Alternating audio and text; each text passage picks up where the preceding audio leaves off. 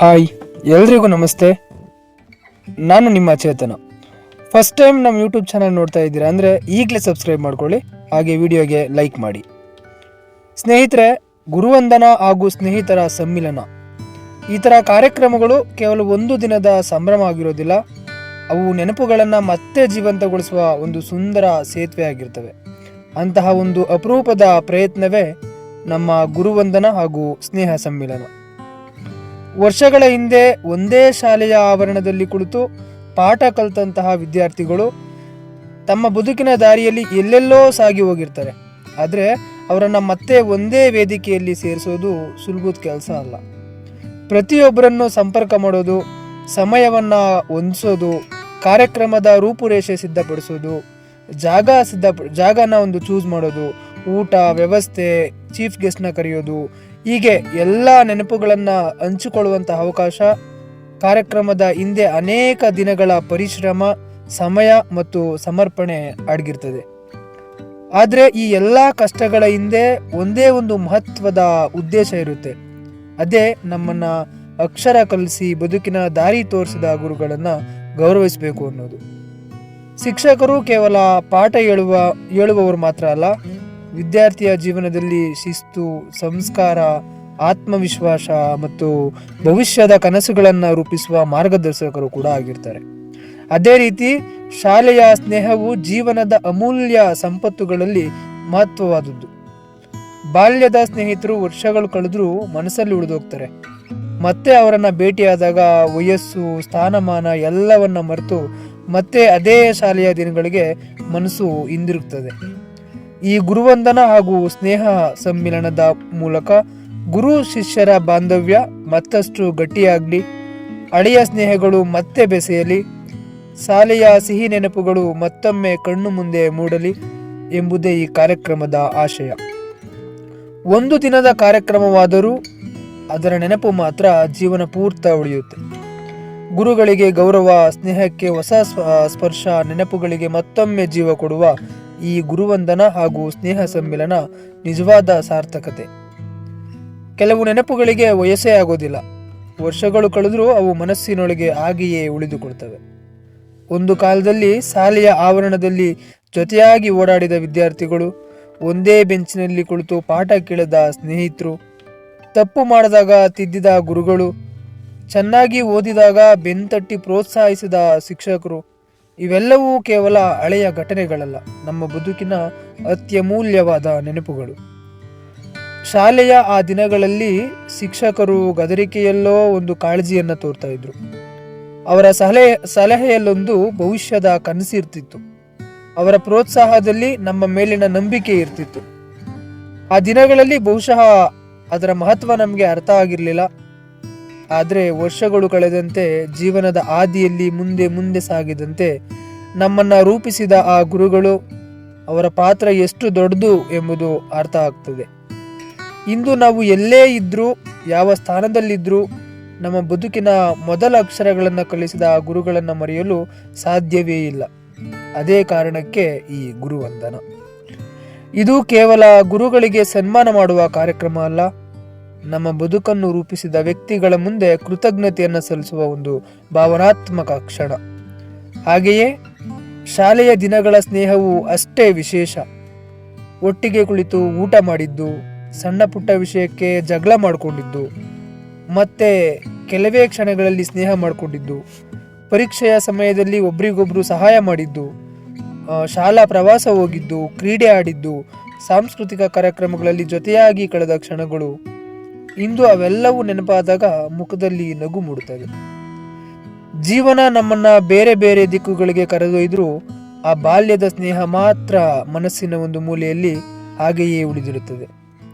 ವರ್ಷಗಳ ನಂತರ ಸ್ನೇಹಿತರನ್ನ ಮತ್ತೆ ಭೇಟಿಯಾದಾಗ ಹೆಸರುಗಳು ನೆನಪಾಗಲು ಸ್ವಲ್ಪ ಸಮಯ ಬೇಕಾಗ್ಬೋದು. ಆದರೆ ಮುಖ ನೋಡಿದ ಕೆಲವೇ ಕ್ಷಣಗಳಲ್ಲಿ ಹಳೆಯ ನೆನಪುಗಳು ಒಂದೊಂದಾಗಿ ಕಣ್ಮುಂದೆ ಬರ್ತಾ ಇರ್ತವೆ. ಅಂದು ಹೀಗೆ ಮಾಡ್ತಿದ್ವು, ನೀನು ಹಾಗೆ ಹೀಗೆ ಹೇಳಿದ್ದೆ, ನಮ್ಮ ಗುರುಗಳು ಹೀಗೆ ಹೇಳ್ತಿದ್ರು ಎಂಬ ಮಾತುಗಳು ನಡುವೆ ಮತ್ತೆ ಒಮ್ಮೆ ನಾವು ವಿದ್ಯಾರ್ಥಿಗಳಾಗ್ಬಿಡ್ತೀವಿ. ಇದೇ ಸ್ನೇಹ ಸಮ್ಮಿಲನದ ಸೌಂದರ್ಯ. ಇದು ಕೇವಲ ಒಂದು ಕಾರ್ಯಕ್ರಮವಲ್ಲ, ಹಳೆಯ ಸ್ನೇಹಕ್ಕೆ ಹೊಸ ಜೀವ ತುಂಬುವ ಕ್ಷಣ. ಮರೆಯಲಾಗದ ನೆನಪುಗಳನ್ನು ಮತ್ತೆ ಹಂಚಿಕೊಳ್ಳುವ ಸಂದರ್ಭ, ಗುರು ಶಿಷ್ಯರ ಬಾಂಧವ್ಯವನ್ನು ಮತ್ತೊಮ್ಮೆ ನೆನಪಿಸಿಕೊಳ್ತಕ್ಕಂಥ ಅವಕಾಶ. ಈ ಕಾರ್ಯಕ್ರಮವನ್ನು ಆಯೋಜಿಸೋದು ಸುಲಭ ಅಲ್ಲ.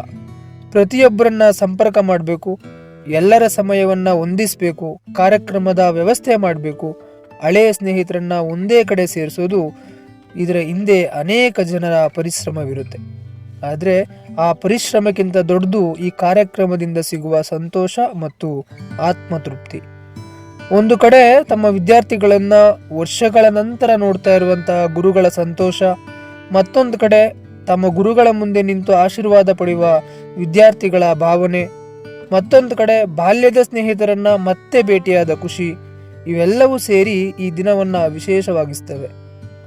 ಗುರುಗಳು ನಮ್ಮ ಬದುಕಿನ ದಾರಿ ತೋರಿದವರು, ಸ್ನೇಹಿತರು ಆ ದಾರಿಯಲ್ಲಿನ ಸುಂದರ ನೆನಪುಗಳು, ಶಾಲೆ ಈ ಎರಡನ್ನೂ ನಮಗೆ ಕೊಟ್ಟ ಅಮೂಲ್ಯವಾದ ತಾಣ.